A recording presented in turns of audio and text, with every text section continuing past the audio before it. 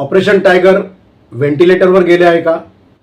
जे 6 खासदार संसदीय बैठकीला उबाठा सेनेच्या अनुपस्थितीत राहिले होते त्यातले एक खासदार ओमराजे निंबाळकर यांनी दिलेल्या आजच्या एका स्टेटमेंटमुळे संपूर्णपणे ट्विस्ट झाला आहे का?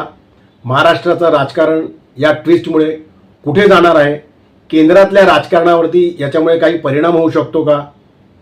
ओमराजे निंबाळकर नक्की कुठल्या प्रकारचा निर्णय घेतील?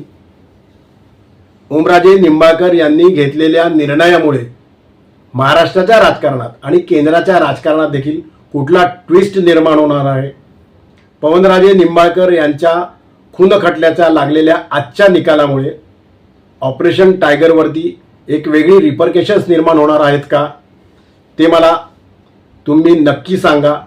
त्यासाठी संपूर्ण व्हिडिओ बघण्यासाठी ऑफिशियल अजय निकतेला व्हिजिट करा. धन्यवाद.